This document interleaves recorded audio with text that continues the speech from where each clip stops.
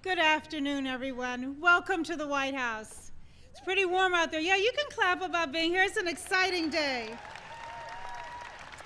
We want to thank each and every one of you for joining us on this very important 20th anniversary of the passage of the ADA Act. Thank you so much for being with us here today. It's an important moment in our nation's history. And 20 years ago this day, President George H.W. Bush signed the ADA into law, and today it remains one of the most sweeping, landmark pieces of legislation, civil rights legislation, in our nation's history. So thank you again for all of your support over the last 20 years. The ADA has opened up countless doors that have previously been closed to millions of American citizens who are living with disabilities. And by eliminating physical obstacles and by prohibiting discrimination, the ADA finally provided disabled Americans with their fair shot at pursuing the American dream. So that's why we're here to celebrate. And we celebrate the fundamental promise of equality for Americans with disabilities that began in earnest 20 years ago. Today is perhaps our biggest celebration of the ADA to date, but it's certainly not our first. In fact, I had the pleasure of kicking off the Obama administration's official commemoration over a month ago at the Kennedy Center as a part of the VSA International Festival, a terrific evening for all of those who were there. Since then, the White House has joined several of our agency partners in hosting events, including the Department of Justice, the Department of Commerce, the Department of Health and Human Services, the Department of Education, and many more.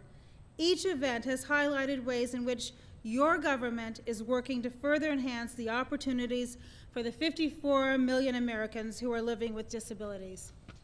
And today, as a series of commemoration events that we have had over the last month, we are culminating it here today, and we are just delighted for the fun and the entertainment and the new exciting announcements that we have for you. So in just a moment, you're going to hear from a true leader and pioneer in the disabilities community, a dear friend of mine, Mark Arbisto. I've had a round of applause for Marka. Because you see, Marka is a hometown girl. She's from Chicago, and I've had the pleasure of knowing and working with her over the last 20 years since we worked together in the city of Chicago. We have worked together, we have fought. She is a strong and virulent advocate, as you know. We have laughed together and we have cried together. But lately our tears have been tears of joy. And the fact that she could be here with us today brings those of us who are from Chicago a special pleasure and delight. After Marka, her speech will be followed by three outstanding artists. We're going to have Marley Maton, Nathaniel Ayers, and Patti LaBelle. That's what I say about Patti, always. And finally, Joyce Bender, an entrepreneur and internationally recognized voice on disability rights, will introduce our very own President Obama. As you will hear from the President, the Obama administration is deeply committed to honoring and enforcing the principles set forth by the ADA.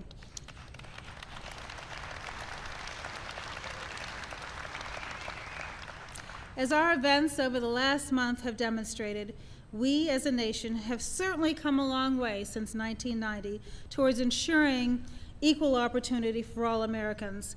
But that's not to say, however, that our work is finished, as we must use this anniversary of the ADA to not only remember the importance of this legislation, but to renew our commitment to preserving its promise for all future generations. And we know that working together, we are confident that we can do just that. So again, I thank you for being here and joining us here at the White House, or as the President and the First Lady like to say, your house. So welcome home and enjoy our festivities. Thank you.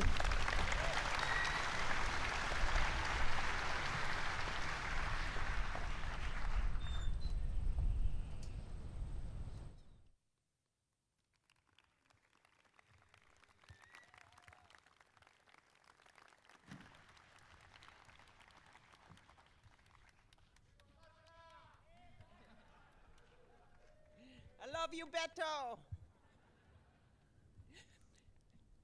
Mr. President, members of Congress, friends and colleagues, this is a great day. Let's hear it. Happy birthday, ADA!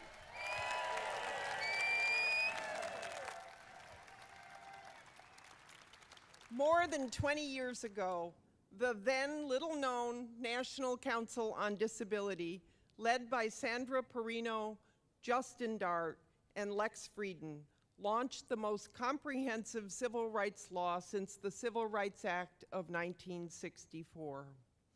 At first, it was met with hesitancy, but then a ragtag army of people who couldn't hear, couldn't walk, couldn't talk, couldn't see, couldn't speak, did what everybody said couldn't be done.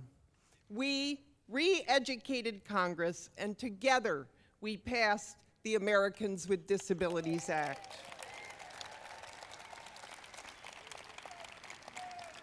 In my good friend, former Congressman Tony Coelho's words, we did this by sharing the scar tissue of our lives.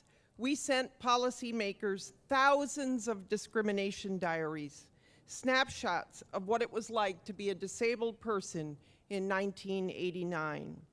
Our rally cry was just two simple words: simple justice. The legislative process wasn't simple, but we forged that bipartisan alliance and made history. I want to say thank you to our leaders, to my heroes, all of you, people like Pat Wright, the general. Hold your applause, there's a lot of them here.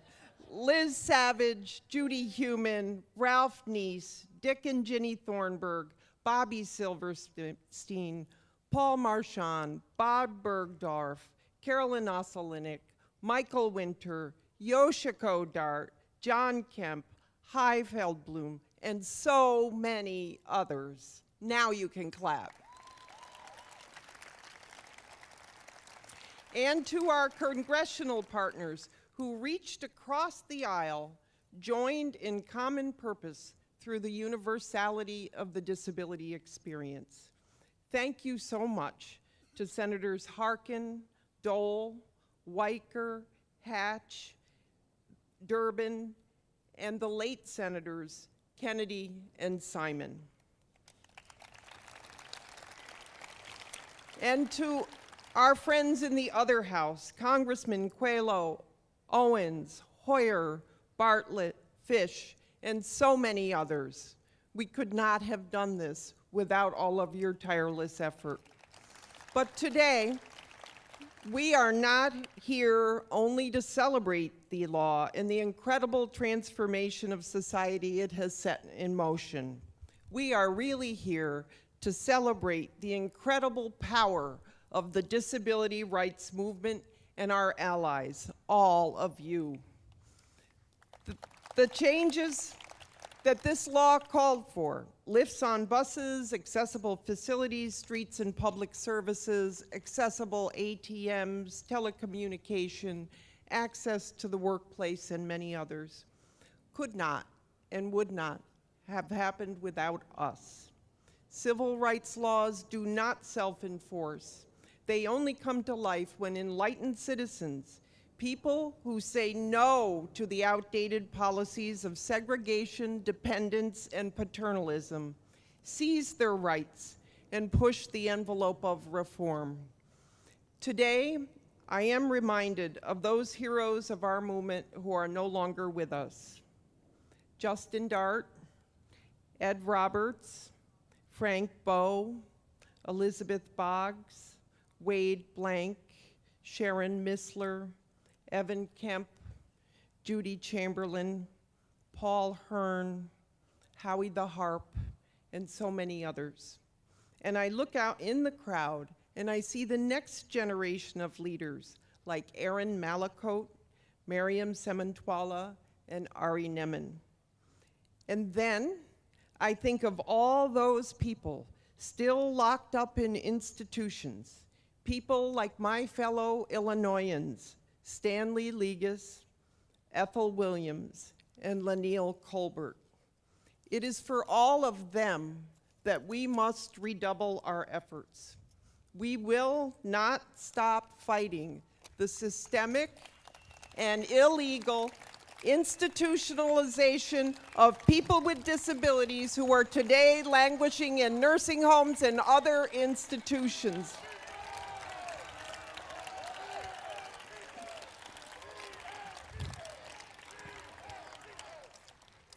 And I want to say a special thank you, Mr. President, to you, your administration, and Attorney General Holder in particular, for making Olmstead enforcement a priority of your administration.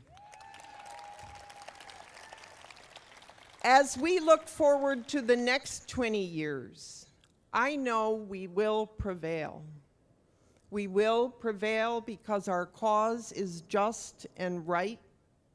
We will prevail because I believe in all of you. President Obama, members of Congress, we ask you to join us in the unfinished business of the ADA, the IDEA, the Fair Housing Amendments Act, and importantly now, ratifying the Convention on the Rights of Persons with Disabilities, the first human rights treaty of the 21st century. In the words of our trusted and beloved leader, Justin Dart, when he led us in this great cause for justice and equality. Bear with me, equipment malfunction. ADA, America wins. I have a button from the actual signing ceremony that Yoshiko has given me to give to the president, and I want you to help me close our ceremony in words that I know you all know, Justin's words. Colleagues, together we have overcome, together we shall overcome. Lead on.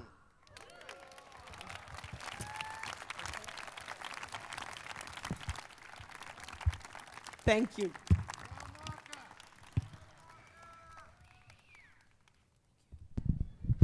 Ladies and gentlemen, please welcome Miss Marlee Matlin.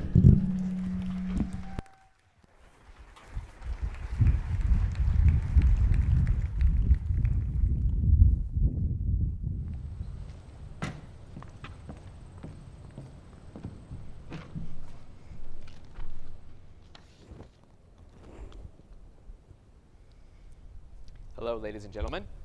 What a glorious day.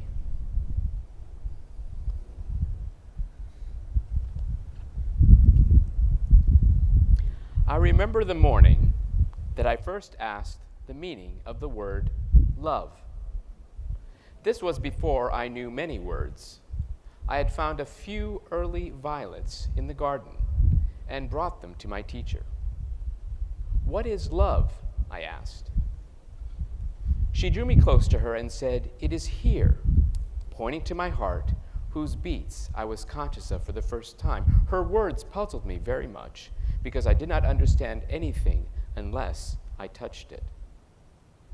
I smelt the violets in her hand and asked, half in words and half in signs, "Is love the sweetness of flowers?" "No," said my teacher. Again I thought, the warm sun is shining on us. "Is this not love?" I asked, pointing in the direction from which the heat came. "Is this not love?" It seemed to me there could be nothing more beautiful than the sun, whose warmth makes all things grow. But Miss Sullivan shook her head, and I was greatly puzzled and disappointed. A day or two afterwards, I was stringing beads of different sizes in symmetrical groups. I had made many mistakes, and Miss Sullivan had pointed them out with gentle patience. Finally, I noticed a very obvious error, and for an instant, I concentrated on how I should have arranged the beads. Miss Sullivan touched my forehead and spelled into my hand with decided emphasis, think. For a long time, I was still. I wasn't thinking of the beads in my lap, but trying to find a meaning for love in light of this new idea. The sun had been under a cloud all day, but suddenly it broke through in all its southern splendor. Again, I asked my teacher, is this not love?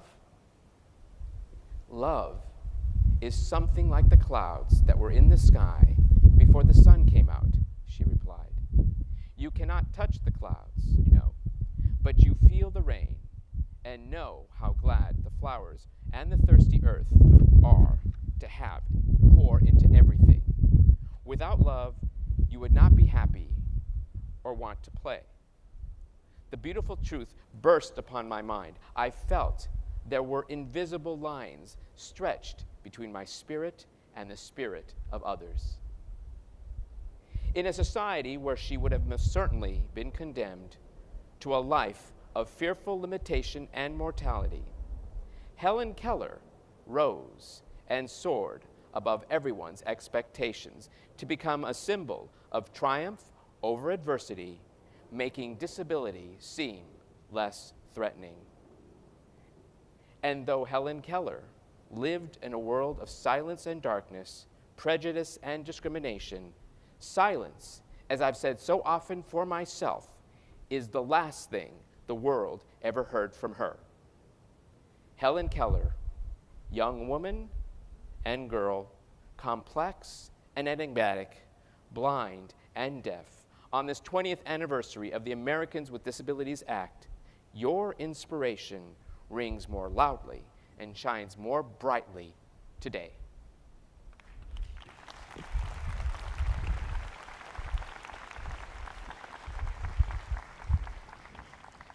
Now, I have the pleasure of introducing Ms. Melody Barnes, Assistant to the President and Director of the Domestic Policy Council.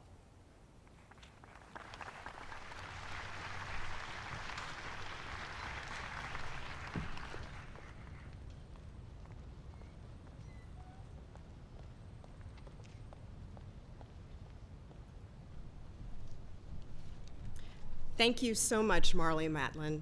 And good evening, everyone. Happy ADA anniversary. Oh, come on, happy ADA anniversary. That's right. It is so wonderful to be here with you this evening and to work for a president who is very deeply committed to honoring and enforcing the rights of persons who are living with disabilities. And I'm also very grateful to the members of Congress who are here with us this evening because you have done the long and arduous and wonderful work of making the ADA a reality. Thank you. The Americans with Disabilities Act was a landmark piece of civil rights legislation, a formal acknowledgement that Americans living with disabilities are Americans first. They're entitled to every right and responsibility, every freedom and every opportunity that flows from our Constitution, our laws, and our sense of decency. The road that brought us to the ADA was long and hard. You remember the debate. There were people who argued that the bill went too far. There were those who argued with us and told us that it would, quote, devastate our economy.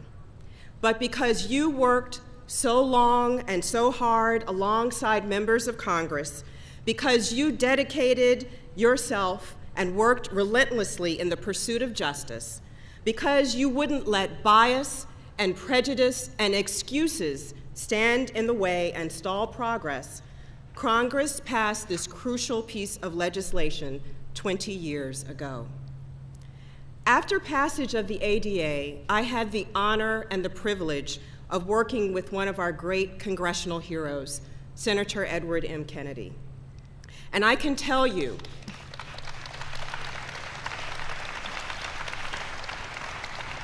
thank you. I know his spirit is with us here today, along with so many other heroes.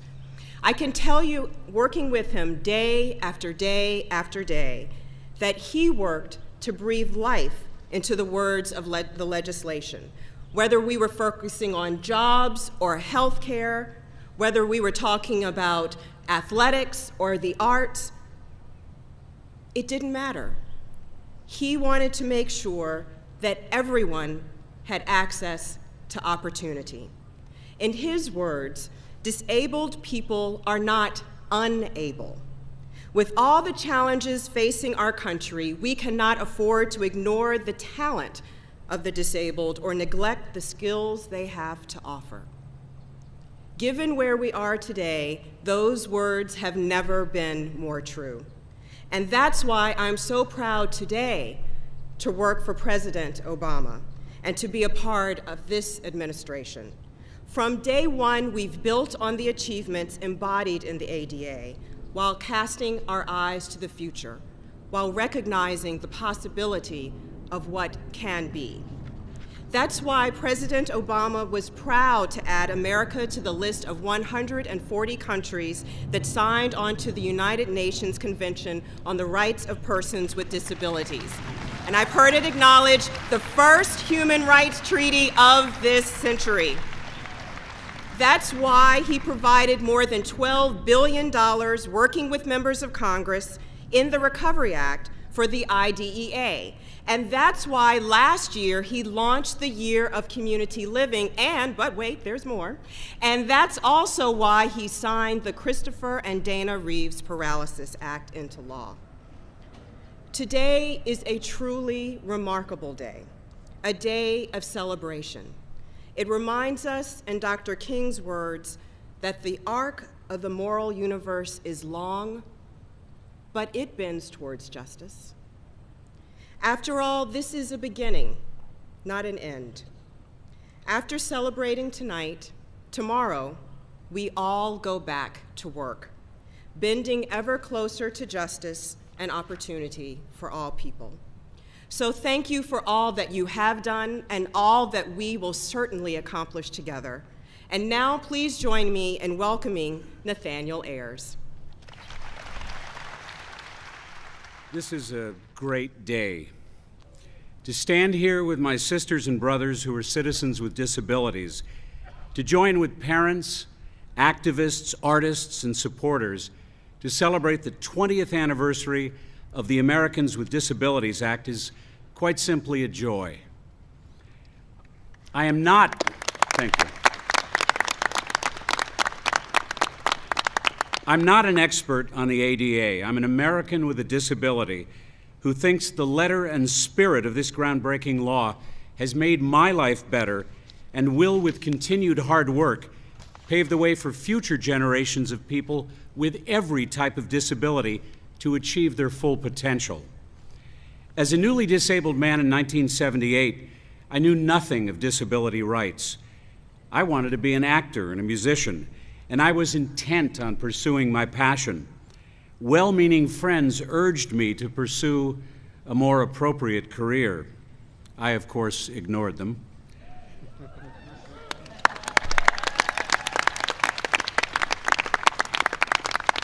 During the past 32 years, I've been influenced by many people in the disability community.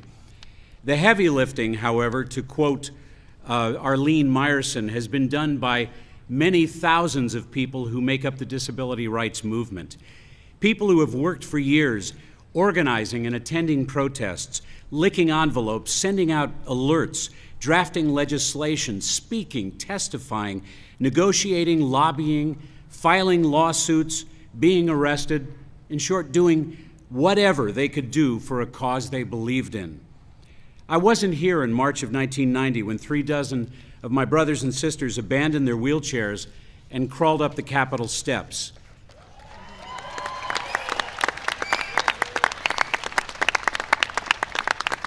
Their struggle reminds me this battle for basic human and civil rights is a marathon race. Every victory, like the ADA, is hard fought and only begins the next phase of the journey. There are so many heroes in our movement. Mine include Dr. Victoria Ann Lewis, Theater and Disability Study Professor at the University of Redlands. Alan Toy, an actor and activist from Los Angeles. Terry Hartman Squire, a dynamo in the world of disability communications. Dr. Paul Longmore, historian and disability studies prof from San Francisco. And Gail Williamson, a champion of children with Down syndrome. I'm also proud of my unions, SAG, AFTRA, and Actors Equity, who were here at the original signing of the ADA in 1990. Another man who's influenced me greatly is my brother Bruce Hall. He was born legally blind. Our mother fought to keep him mainstreamed in school, and Bruce grew up to become a teacher and an award-winning photographer. He's also the father of handsome 9-year-old twin boys, Jack and James, who have profound autism. As many of you parents understand, Bruce and his wife Valerie climb the equivalent of the Capitol steps every day to provide the best possible life for their sons. I also owe a debt of gratitude to the men and women who pushed for passage of the ADA. And of course, I honor the pioneers of the disability civil rights movement as well. But right now, it is my great honor to introduce an American who understands that obstacles are part of life and they can be dealt with. A man who, with our help, is fighting for authentic and lasting solutions for all Americans in so many areas. A husband, father, son, and grandson who recognizes that Americans with disabilities have only begun to claim their birthright.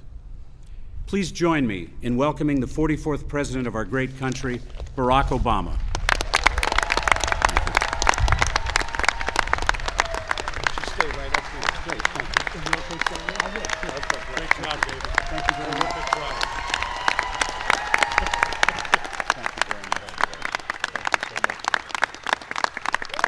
Thank you. Good evening, everybody. Thank you so much. Well, we have a gorgeous day to celebrate an extraordinary event in the life of this nation.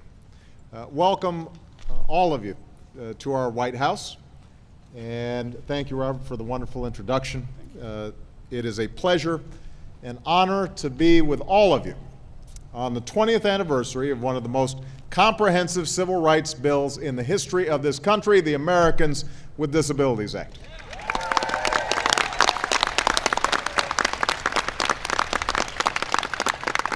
I see so many champions of this law here today.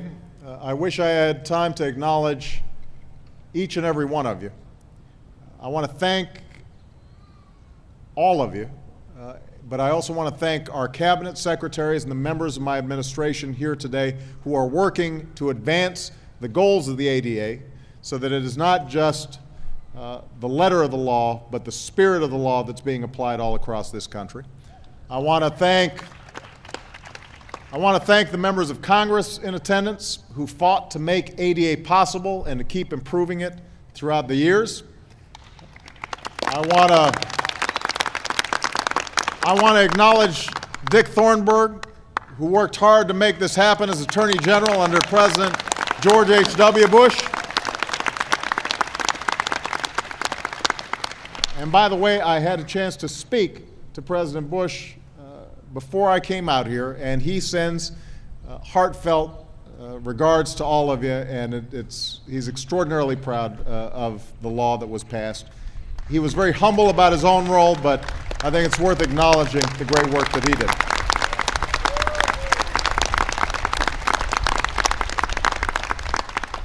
We also remember those we've lost who helped make this law possible, like our old friend Ted Kennedy. And I see Patrick here, and Justin Dart Jr., a man folks call the father of the ADA, whose wife, Yoshiko, is here. Yoshiko, so nice to see you. I also noticed that Elizabeth Dole is here, and I had a chance to speak to Bob Dole as well, and thank him for the extraordinary role that he played in advancing this legislation. Let me also say that Congressman Jim Langevin wanted to be here today, but he's currently presiding over the House chamber, the first time in our history somebody using a wheelchair has done so.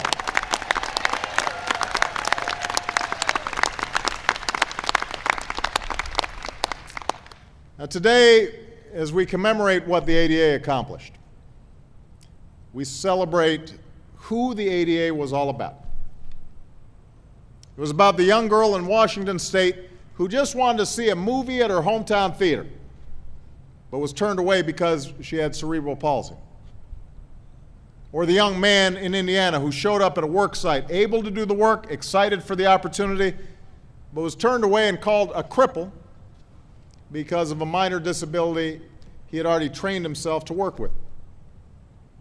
Or the student in California who was eager and able to attend the college of his dreams and refused to let the iron grip of polio keep him from the classroom, each of whom became integral to this cause. And it was about all of you. You understand these stories because you or someone you loved lived them. And that sparked a movement.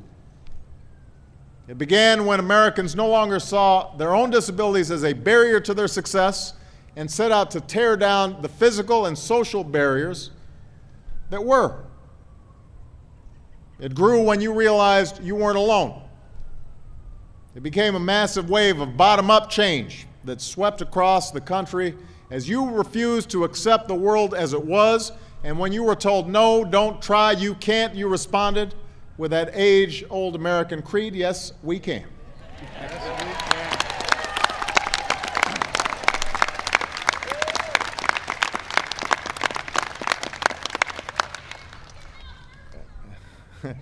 Yes, we can. Sit-ins in San Francisco. Yes, we can. Demonstrations in Denver. Yes, we can. Protests in Washington, D.C. Yes, at Gallaudet and before Congress. People marched and organized and testified, and laws changed and minds changed and progress was won. Yes, now that's not to say it was easy. You didn't always have folks in Washington to fight on your behalf. When you did, they weren't as powerful, as well-connected, as well-funded as the lobbyists who lined up to kill any attempt at change. And at first you might have thought, what does anyone in Washington know or care about my battle? But what you knew from your own experience is that disability touches us all. If 1 in 6 Americans has a disability, then odds are the rest of us love somebody with a disability. I was telling a story to a group that was in the Oval Office before I came out here about Michelle's father, who had MS. By the time I met him, he had to use 2 canes just to walk. He was stricken with MS when he was 30 years old, but he never missed a day of work. Had to wake up an hour early to get dressed, to get to the job, but that was his attitude, so what? He could do it. Didn't miss a dance recital, did not miss a ball game of his son. Everybody's got a story like that, somewhere in their family. And that's how you rallied an unlikely assortment of leaders in Congress and in the White House to the cause. Congressmen like Steny Hoyer, who knew his wife Judy's battle with epilepsy, and Tony Coelho, who waged his own, and Jim Sensenbrenner, whose wife Cheryl is a tremendous leader and advocate for the community, and they're both here today.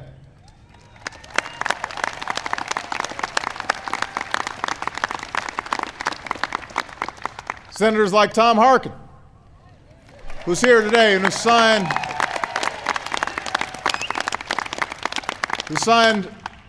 part of a speech on the ADA so his deaf brother, Frank, would understand. And Ted Kennedy, whose sister had a severe intellectual disability and whose son lost a leg to cancer, and Bob Dole, who was wounded serving heroically in World War II. Senior officials in the White House, and even the president himself, they understood this injustice from the depths of their own experience.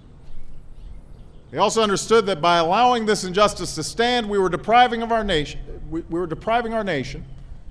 and our economy of the full talents and contributions of tens of millions of Americans with disabilities. That is how the ADA came to be, when, to his enduring credit, President George H.W. Bush signed it into law on this lawn on this day 20 years ago. That's how you changed America.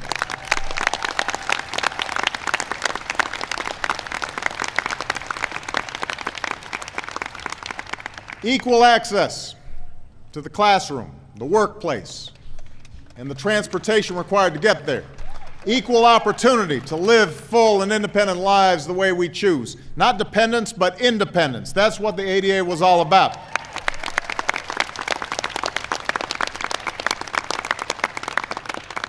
But while it was a historic milestone in the journey to equality, it wasn't the end. There was and is more to do. And that's why today I'm announcing one of the most important updates to the ADA since its original enactment in 1991. Today, the Department of Justice is publishing 2 new rules protecting disability-based discrimination, or prohibiting disability-based discrimination by more than 80,000 state and local government entities and 7 million private businesses.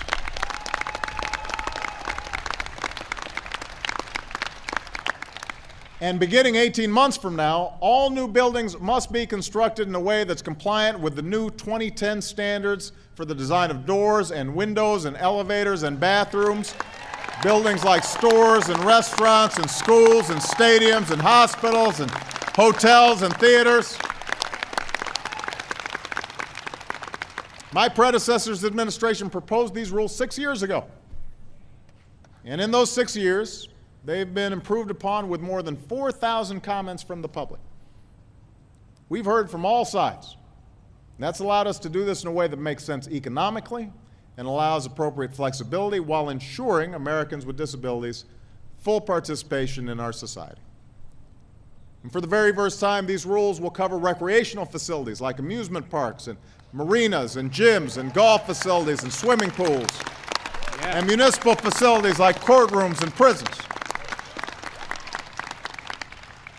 From now on, businesses must follow practices that allow individuals with disabilities an equal chance to purchase tickets for accessible seating at sporting events and concerts.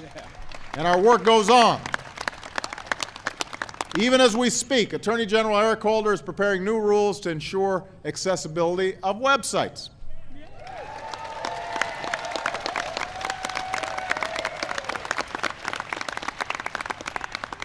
Yes, we can. We're also placing a new focus on hiring Americans with disabilities across the federal government.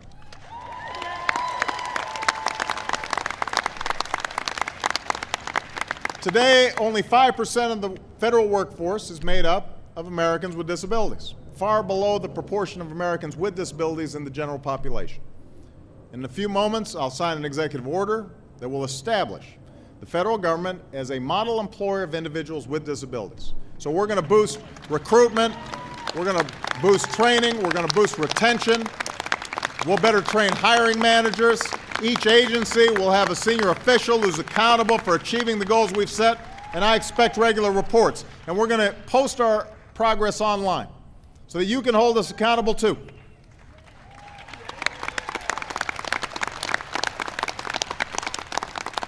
And these new steps build on the progress my administration has already made. To see that no one who signs up to fight for our country is ever excluded from its promise. We've made major investments in improving the care and treatment for our wounded warriors.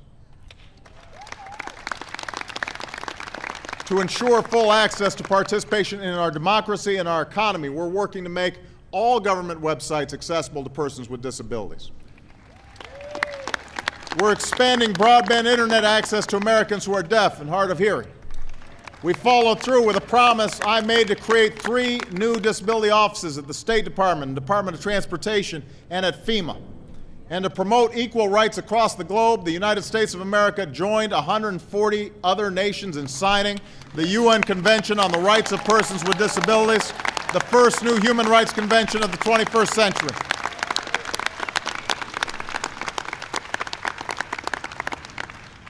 America was the first nation on earth to comprehensively declare equality for its citizens with disabilities, we should join the rest of the world to declare it again. And when I submit our ratification package to Congress, I expect passage to be swift.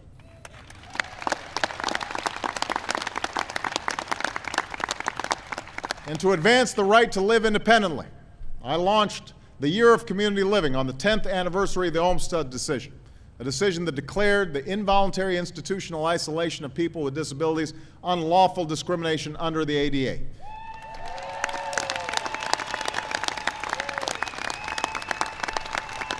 So HHS Secretary Kathleen Sebelius and HUD Secretary Sean Donovan have worked together to improve access to affordable housing and community supports and independent living arrangements for people with disabilities, and we continue a program that successfully helps people with disabilities transition to the community of their choice.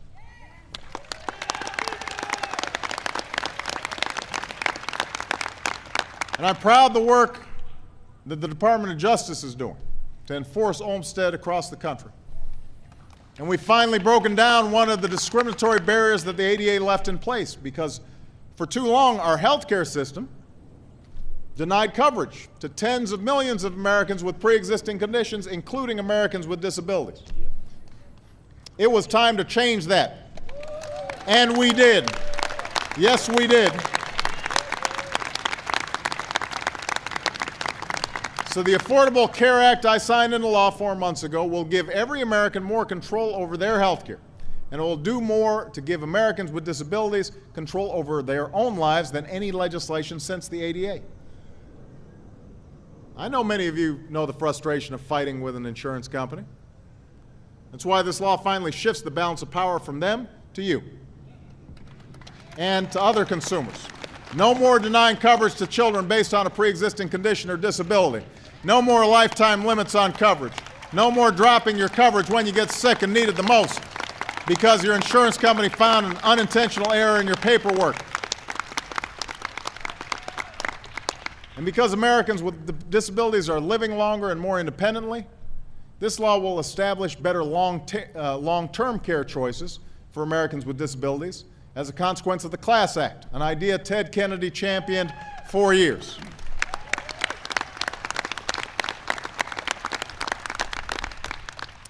Equal access, equal opportunity, the freedom to make our lives what we will.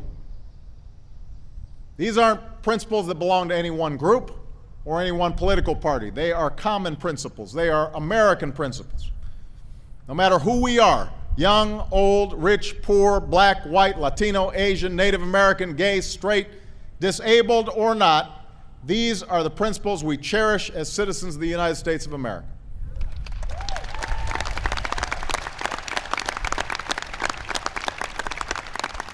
They were guaranteed to us in our founding documents. One of the signers of those documents was a man named Stephen Hopkins. He was a patriot, a scholar, a 9-time governor of Rhode Island. It's also said he had a form of palsy. And on July 4th, 1776, as he grasped his pen to sign his name to the Declaration of Independence, he said, "My hand trembles, but my heart does not. My hand trembles, but my heart does not." Life, liberty, the pursuit of happiness, words that began our never-ending journey to form a more perfect union, to look out for one another, to advance opportunity and prosperity for all of our people, to constantly expand the meaning of life, liberty, the pursuit of happiness, to move America forward. That's what we did with the ADA. That is what we do today. And that's what we're going to do tomorrow, together. So thank you. God bless you. And God bless the United States of America. Let me sign this order. Mr. President, congratulations.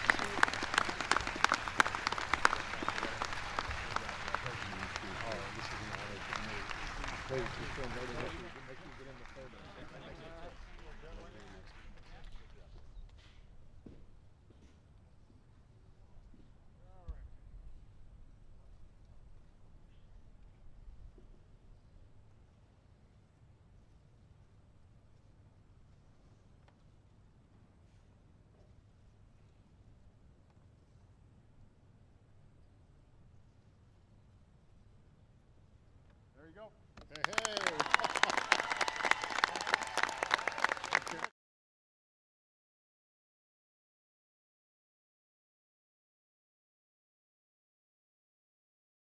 But that's not to say, however, that our work is finished, as we must use this anniversary of the ADA to not only remember the importance of this legislation, but to renew our commitment to preserving its promise for all future generations. And we know that working together, we are confident that we can do just that. So again, I thank you for being here and joining us here at the White House, or as the President and the First Lady like to say, your house. So welcome home and enjoy our festivities. Thank you.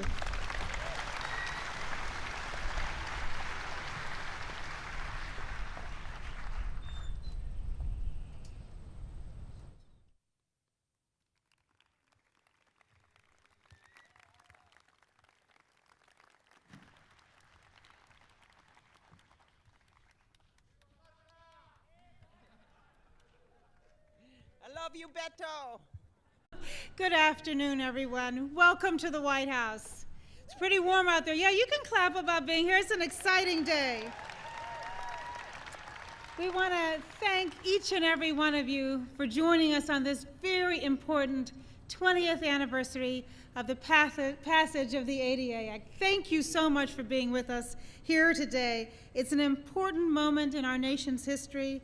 And 20 years ago this day, President George H.W. Bush signed the ADA into law, and today it remains one of the most sweeping landmark pieces of legislation, civil rights legislation, in our nation's history. So thank you again for all of your support over the last 20 years. The ADA has opened up countless doors that have previously been closed to millions of American citizens who are living with disabilities. And by eliminating physical obstacles and by prohibiting discrimination, the ADA finally provided disabled Americans with their fair shot at pursuing the American dream. So that's why we're here to celebrate. And we celebrate the fundamental promise of equality for Americans with disabilities that began in earnest 20 years ago. Today is perhaps our biggest celebration of the ADA to date, but it's certainly not our first. In fact, I had the pleasure of kicking off the Obama administration's official commemoration over a month ago at the Kennedy Center as a part of the VSA International Festival, a terrific evening for all of those who were there. Since then, the White House has joined several of our agency partners in hosting events, including the Department of Justice, the Department of Commerce, the Department of Health and Human Services, the Department of Education, and many more. Each event has highlighted ways in which your government is working to further enhance the opportunities for the 54 million Americans who are living with disabilities. And today, as a series of commemoration events that we have had over the last month, we are culminating it here today, and we are just delighted for the fun and the entertainment and the new exciting announcements that we have for you. So in just a moment, you're going to hear from a true leader and pioneer in the disabilities community, a dear friend of mine, Mark Arbisto. I've had a round of applause for Marka. Because you see, Marka is a hometown girl. She's from Chicago, and I've had the pleasure of knowing and working with her over the last 20 years since we worked together in the city of Chicago. We have worked together, we have fought. She is a strong and virulent advocate, as you know. We have laughed together and we have cried together. But lately our tears have been tears of joy. And the fact that she could be here with us today brings those of us who are from Chicago a special pleasure and delight. After Marka, her speech will be followed by 3 outstanding artists. We're going to have Marley Maton, Nathaniel Ayers, and Patti LaBelle. That's what I say about Patti, always. And finally, Joyce Bender, an entrepreneur and internationally recognized voice on disability rights, will introduce our very own President Obama. As you will hear from the President, the Obama administration is deeply committed to honoring and enforcing the principles set forth by the ADA.